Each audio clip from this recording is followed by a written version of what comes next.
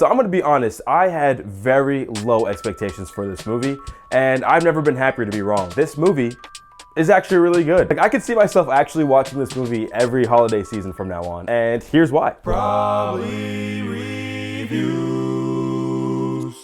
Spirited came out in 2022, directed by Sean Anders. It stars Will Ferrell as the Ghost of Christmas Present and Ryan Reynolds as Clint Briggs. Okay, so each Christmas Eve, the Ghost of Christmas Present selects one dark soul to be reformed by a visit from three spirits. Very Christmas Carol. Actually, literally Christmas Carol. But this season, he picked the wrong Scrooge.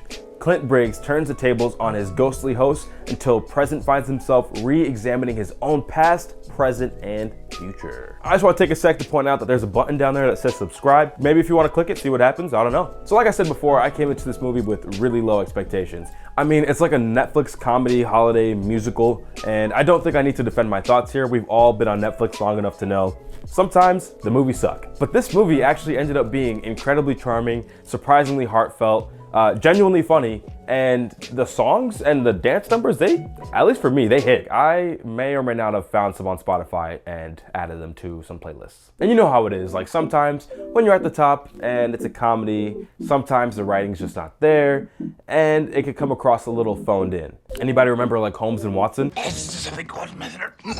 Oh no, I poisoned you. What?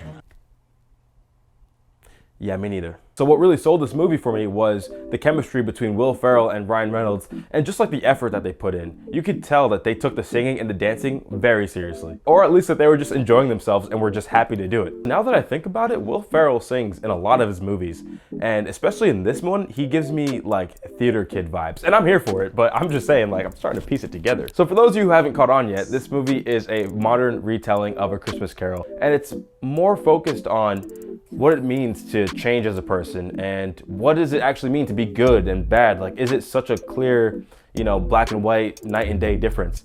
And that was pretty cool. But those kind of take a backseat to what this movie really became, which was a buddy film. And that's where the movie won me the most, which was the chemistry between Will Ferrell and Ryan Reynolds. And listen, it's nothing new, it's nothing like profound, it's not going to change your life. It's Will Ferrell and Ryan Reynolds, Will Ferrelling and Ryan Reynoldsing through an entire movie, and it works. And this movie has one of the thickest coats of Christmas cheer I've ever seen sprinkled upon a movie, and I eat that shit up, so the more the merrier, literally. Tracy Morgan's in this movie as like the ghost of what's yet to come, whatever, like Christmas future. And he had some one-liners that absolutely sent me. And I feel like I'm the only one that was like laughing that aggressively at it. Octavia Spencer's in this movie. She did great performance-wise as always. I just thought her song kind of sucked, and like I would have cut it out. I feel like they kind of did her dirty on that. Like the song just was not it. Other than that, like the movie was just too long. It's like a 2-hour movie, and for the story they told, they really could have just cut it down to like an hour and a half and it would have been a lot tighter.